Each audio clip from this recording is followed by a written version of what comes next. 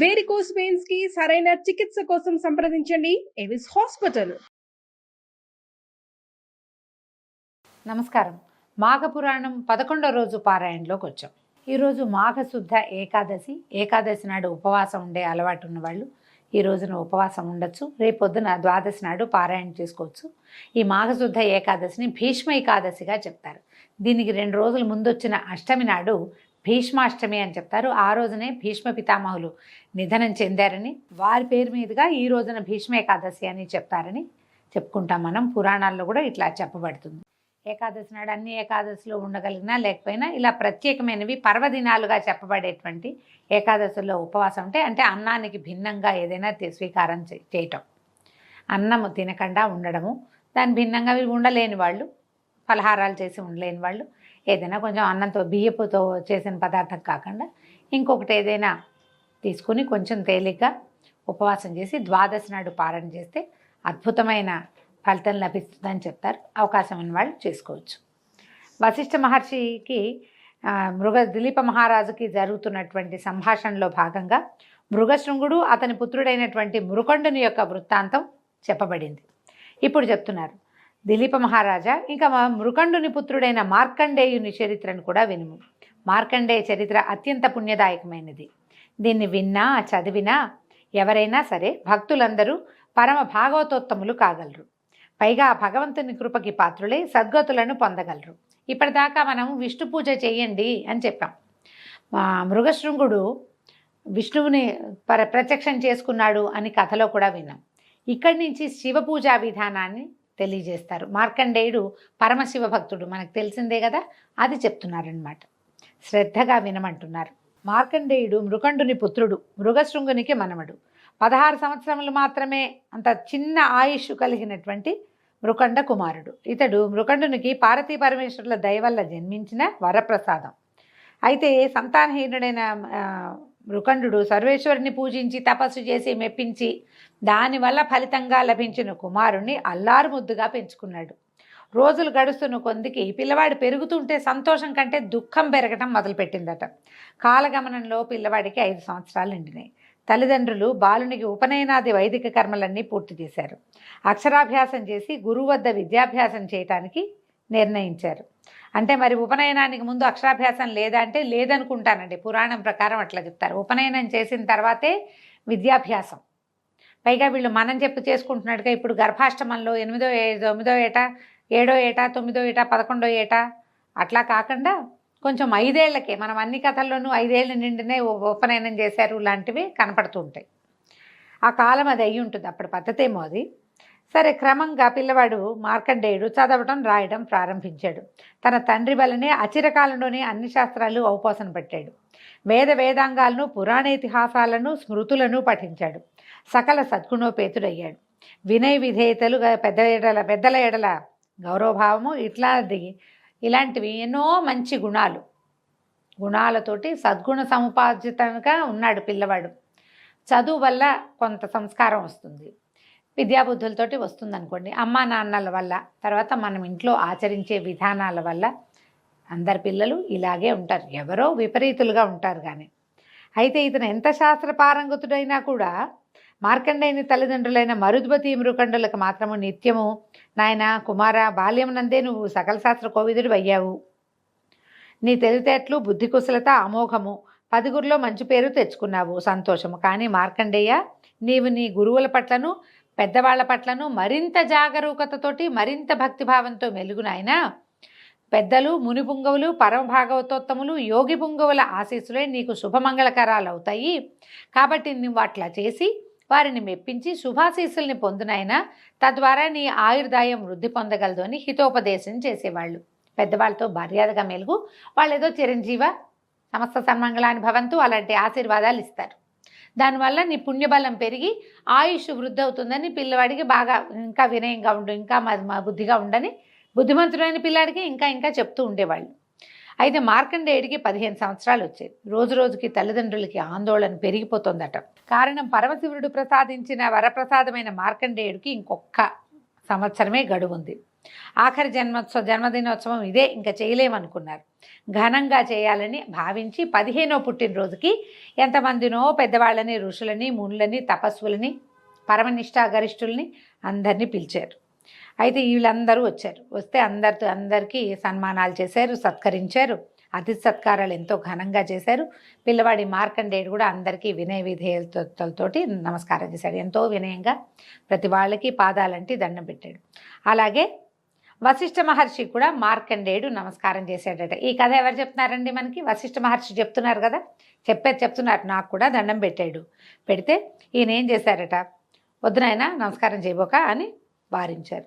ఈ మార్కండేయుని దీవించడానికి తిరస్కరించిన వశిష్ఠ మహర్షిని చూసి అందరూ ఆశ్చర్యపోయారు. మహానుభావ వశిష్ఠ మహర్షి తమలో లోకానికి గురుతుల్యులు, ఇట్లా ఒక పిల్లవాడు, ఒక బాలకుడు జన్మదినోత్సవం రోజున నమస్కారం చేస్తుంటే మీరు వారిస్తున్నారేమిటి, ఆశీర్వదించరా పిల్లవాడిని అని అడిగితే ఈయన ఏమన్నారు, పిల్లవాడు బాలుడు, అల్పాయుష్కుడు, ఇతని జీవితకాలం 16 సంవత్సరాలే, మరికొంది రోజుల్లో మరణించబోయి ఇతన్ని మీరందరూ దీర్ఘాయుష్మాన్ భవ అని దీవించారు. అది ఎట్లా కుదురుతుంది? సాక్షాత్తు పరమేశ్వరుడే ఇతనికి అల్పాయుర్దాయాన్ని ఇచ్చాడు, 16 ఏళ్ళు అని చెప్పాడు ఖచ్చితంగా. ఇంకా మనం ఎంత? ఈ పరమేశ్వరుడు ఇచ్చిన వరం ప్రకారం అంటే ఆయన ఆజ్ఞ ప్రకారం ఇంకొక ఏడాది జీవిస్తాడు. నేను ఒకవేళ దీవించినా కూడా దీవెన వ్యర్థమవుతుందని వద్దన్నాను అన్నాడు. అనేసరికల్లా అయ్యో మా మహర్షులందరూ చాలా బాధపడ్డారు. చిరంజీవి వై వర్ధిల్లు, దీర్ఘాయు వై వర్ధిల్లు, ఆయుష్మాన్ భవ, దీర్ఘాయుష్మాన్ భవ, శతాయుష్ దీర్ఘాయుష్ అని ఇన్ని ఆయుష్లు దీవిస్తే మన దీవెలనన్నీ వృధా అవుతున్నాయి కదా అని బాధపడ్డారు. అప్పుడు అందరూ అడిగారట, మహానుభావ వశిష్ఠ మహర్షి, దీనికి వేరే తరుణోపాయం లేదా? మహర్షుల వాక్కులు వృధా అయిపోవాల్సిందేనా అని అడిగేసరికల్లా మనకున్నది ఒకటే మార్గం, ఈ మార్కండేయుని తీసుకుని బ్రహ్మదేవుడి దగ్గరికి తీసుకెళ్తామని కుర్రవాణ్ణి తీసుకుని బ్రహ్మదేవుడి దగ్గరికి సత్యలోకానికి వెళ్ళారట. వీళ్ళందరినీ చూసి వశిష్ఠ మహర్షి కూడా వచ్చేసరికి బ్రహ్మదేవుడు ఎంతో సంతోషిస్తే అప్పుడు పిల్లవాడు మార్కండేయుడు బ్రహ్మదేవుడికి నమస్కారం చేసేసరికల్లా దీర్ఘాయుష్మాన్ భవ, చిరంజీవిపై జీవించినాయనా అని చెప్పి దీవించారు. చిరంజీవిగా జీవించమన్నారు. అనేసరికల్లా అప్పుడు వశిష్ఠ మహర్షి ఈ మార్కండేయుడి జన్మ వృత్తాంతాన్ని చెప్పి తరుణోపాయం చెప్పమన్నారు.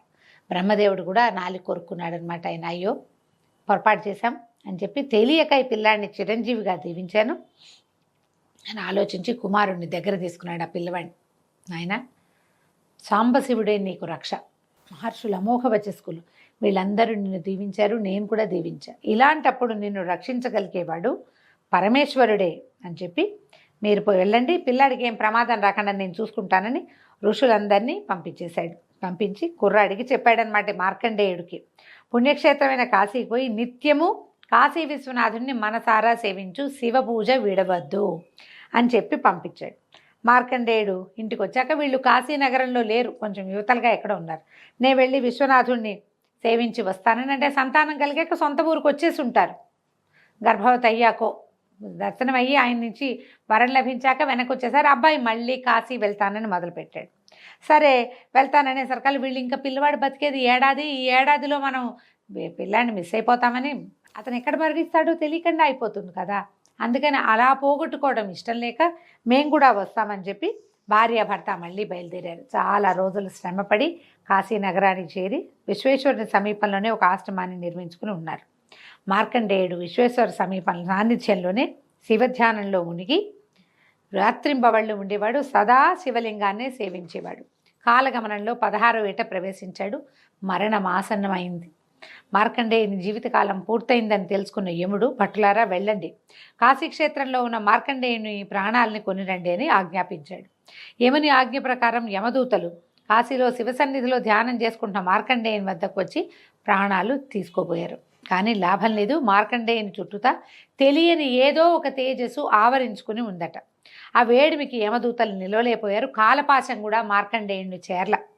దాంతో ఆ బాధలు పడలేక దాన్ని తట్టుకోలేక యమదూతలు వెళ్ళి మేము అతని సమీపంలోకి వెళ్ళిపోతున్నాము, ఏదో తేజస్సు ఉంది, అది అగ్నికణాల్లాగా మమ్మల్ని బాధిస్తోందని చెప్పేసరికల్లా యముడు ఆశ్చర్యపోయి మన వృత్తి ధర్మానికే విరుద్ధంగా ఉంది, నేను చూస్తానని అనుకుని తన ఆ వాహనమైన దున్నపోతుని అధిరోహించి అక్కడికి వెళ్ళాడు. వెళ్ళేసరికల్లా శివధ్యానంలో ఉన్నటువంటి ఈ మార్కండేయుడి మీదకి కాలపాశాన్ని విసిరాడు. అయితే కళ్ళు తెరిచి చూశాడట మార్కండేయుడు. చూస్తే సాక్షాత్తు యమధర్మరాజు తన ప్రాణాలను తీసుకుపోయే ప్రయత్నంలో ఉన్నాడు. భయపడిన మార్కండేయుడు శివలింగాన్ని గట్టిగా కావులించుకున్నాట. శివ, సాంబశివ, రక్షించు రక్షించు నన్ను అని పరిపరి విధాలుగా స్తోత్రం చేస్తూ భయంతో శివలింగాన్ని కావలించుకున్నాడు. తదేక దీక్షతో శివునే ధ్యానిస్తున్న మార్కండేయుని మొరని కైలాసమునందున్న పార్వతీ పరమేశ్వరులు విన్నారు.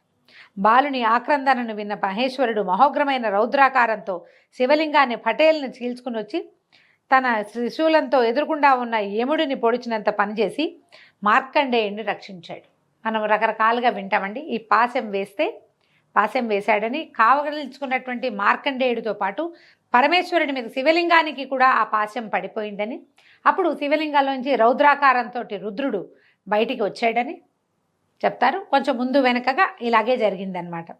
సరే, ఎప్పుడైతే ఈ శూలం యముడికి తగిలిందో యముడు పడిపోయాడు కింద, మరణించాడని కొన్ని కథల్లో చెప్తారండి. కొన్ని పాఠభేదాలు ఉంటాయి. కానీ శూలం తగిలిన వాడు జీవించి ఎలా ఉంటాడు? ఉండకపోయి ఉండొచ్చు, ఆయన శూలం తగిలి పడిపోయి ఉండొచ్చు.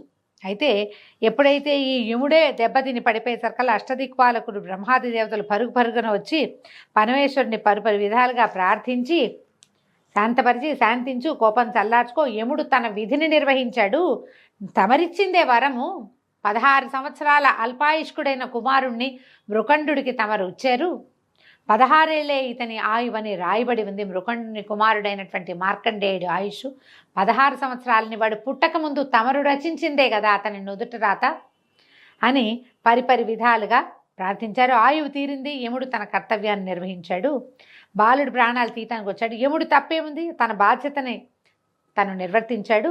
అయితే సదా మీ ధ్యానంలో ఉండటం వల్ల మీరు అతన్ని చిరంజీవిగా దీవించారు. అది యమధర్మరాజుకు తెలీదు.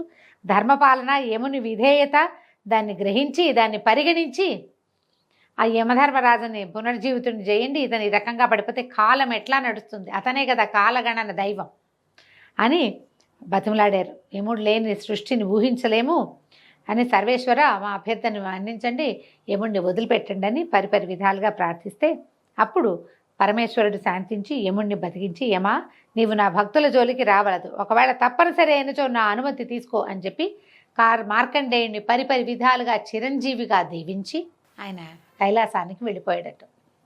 మార్కండేయుడు చిరంజీవని, ఇప్పుడు కూడా ఆయన మార్కండేయుడు జీవించే ఉన్నాడని, ఆంజనేయుడితో పాటుగా ఈయన కూడా జీవించే ఉన్నారని చెప్తారు.